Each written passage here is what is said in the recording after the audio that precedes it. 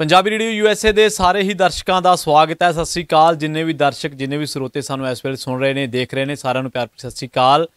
Punjabi radio USA लगातार चंडीगढ़ के मसले नूं तुहाडे सामने रख रहा। लगातार तकनीकी पक्ष तो किहड़ियां चीज़ां अहम सी, कित्थे कित्थे अकाली ते कांग्रेसी सरकारां ने खता खाधी जां पंजाब नूं खता खवाई ते अज पंजाब दा चंडीगढ़ ते दावा अमित शाह के एक ऐलान के नाल कमज़ोर ही नहीं पिया। इत्थे असीं गलत हैं। टैक्नीकली वो दावा खत्म हो गया।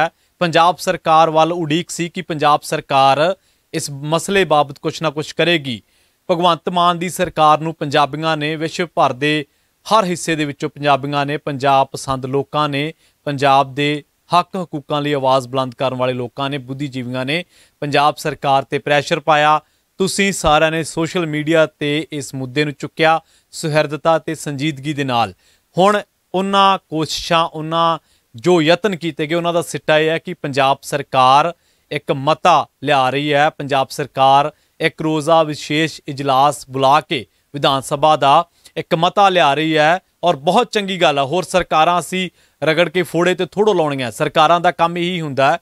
सरकारां दा काम यही हुंदा कि जदों किसी भी मसले दे विच केंद्र सरकारां राज सरकारां नूं तंग करे जां शक्तियां दे मसले दे विच उन्हां ते हावी होवे तां राज सरकारां अपने अख्तियार वरत के विधान सभा दे विच वरत के तां उन्हां चीज़ां दे उत्ते अपना हक अपनी आवाज़ बुलंद करन। खैर पंजाब दे इस खास ते अहम मसले नूं लैके पंजाबियों ने सरगर्मी दिखाई ते हुण पंजाब सरकार नूं मजबूर होना पिया कि एक रोज़ा विशेष इजलास सद के चंडीगढ़ के मामले ते कोई ना कोई मता पाया जाए। पर यह काफ़ी नहीं है।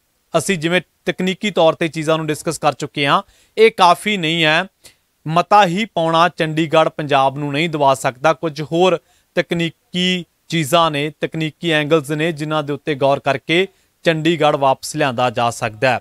असीं हमेशा इस गल ते जोर दिता है कि पहला मतिਆਂ तो शुरुआत होनी चाहिए पंजाब की विधान सभा दे विच और सारियां विरोधी धिरां नूं भी इस मते दे विच शामिल रहना चाहिए और मते की नीयत ते नीति ऐसी होवे कि चंडीगढ़ कानूनी तौर पर वो पंजाब का साबित करता होवे। गल हुण सिविल सर्विसिज रूल तक नहीं रही है। गल हुण चंडीगढ़ दे विच मुलाजम लाउण तक दी नहीं रही है। गल हुण चंडीगढ़ ते मुकम्मल दावेदारी पेश करन दी है, क्योंकि अभी नहीं तो कभी नहीं।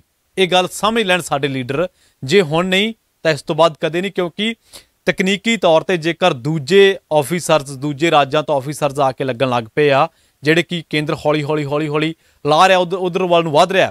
अमित शाह के ऐलान तो बाद बहुत चीज़ां हो गई ने और इत्थे ही नहीं खड़नगियां। पंजाब दे विच पंजाब दे हक हकूकों की गल करन वाले बुद्धिजीवी इस गल की शादी भरदे आ कि गल कल्ले चंडीगढ़ तक नहीं रहनी।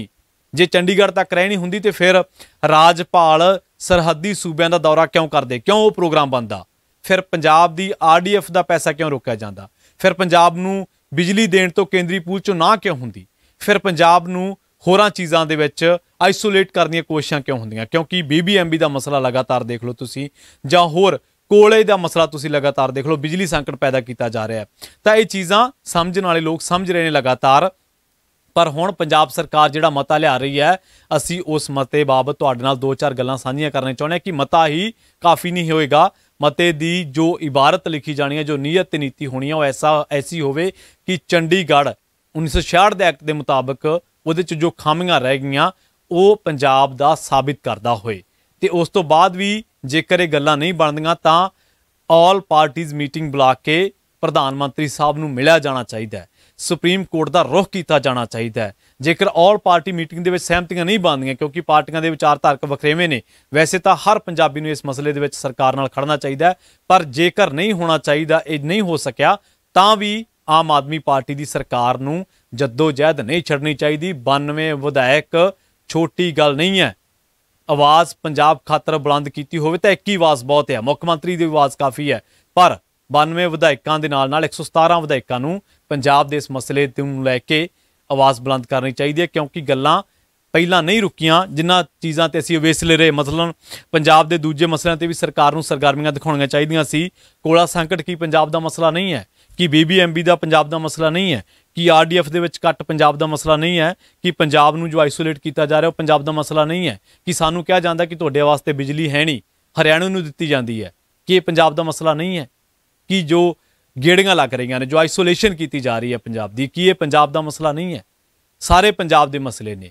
ਸਾਰੇ ਮਸਲਿਆਂ ਤੇ ਸਾਡੇ ਰਾਜਨੀਤਿਕ ਲੋਕਾਂ ਨੂੰ ਸਿਆਸਤ ਛੱਡ ਕੇ, ਪਾਰਟੀਬਾਜ਼ੀ ਤੋਂ ਉੱਪਰ ਉੱਠ ਕੇ ਹੁਣ ਕੁਝ ਪਹਿਲੂਆਂ ਤੇ ਗੌਰ ਕਰਕੇ ਕੁਝ ਵਿਸ਼ੇਸ਼ ਕਦਮ ਚੁੱਕਣੇ ਪੈਣੇ ਆ। ਪੰਜਾਬ ਸਰਕਾਰ ਤੇ ਲਗਾਤਾਰ ਇਸ ਚੀਜ਼ ਦੀ ਆਸ ਵੀ ਰਹੇਗੀ ਔਰ ਲਗਾਤਾਰ ਨਿਗਾਹ ਰੱਖੇਗਾ ਪੰਜਾਬੀ ਰੇਡੀਓ USA ਕਿ ਪੰਜਾਬ ਸਰਕਾਰ ਦਾ ਜੋ ਮਤਾ ਹੈ ਕਿ ਟੈਕਨੀਕਲ ਤੌਰ ਤੇ ਉਹ ਪੰਜਾਬ ਦੀ ਦਾਅਵੇਦਾਰੀ ਨੂੰ ਕਿੰਨਾ ਕੁ ਸਾਬਤ ਕਰਦਾ ਹੈ। ਪੰਜਾਬੀ ਰੇਡੀਓ USA ਦੇ ਨਾਲ ਤੁਸੀਂ ਲਗਾਤਾਰ ਜੁੜੇ ਰਹੋ। ਅਸੀਂ ਸਮੇਂ ਦਰ ਸਮੇਂ ਪੰਜਾਬ ਦੇ ਹਰ ਮਸਲੇ ਤੇ ਤੁਹਾਡੇ ਸਾਹਮਣੇ ਖਾਸ ਰਿਪੋਰਟ ਲੈ ਕੇ ਆਉਂਦੇ ਰਹਾਂਗੇ। ਪੰਜਾਬੀ ਰੇਡੀਓ USA ਦੇ ਫੇਸਬੁੱਕ ਪੇਜ ਨੂੰ ਲਾਈਕ ਕਰ ਲਓ, YouTube ਚੈਨਲ ਨੂੰ ਸਬਸਕ੍ਰਾਈਬ ਕਰ ਲਓ ਤੇ ਬੈਲ ਆਈਕਨ ਦਬਾਉਣਾ ਨਾ ਭੁੱਲਿਓ। ਜਲਦ ਹਾਜ਼ਰ ਹੋਵਾਂਗੇ ਇੱਕ ਹੋਰ ਨਵੀਂ ਵੀਡੀਓ ਦੇ ਵਿੱਚ।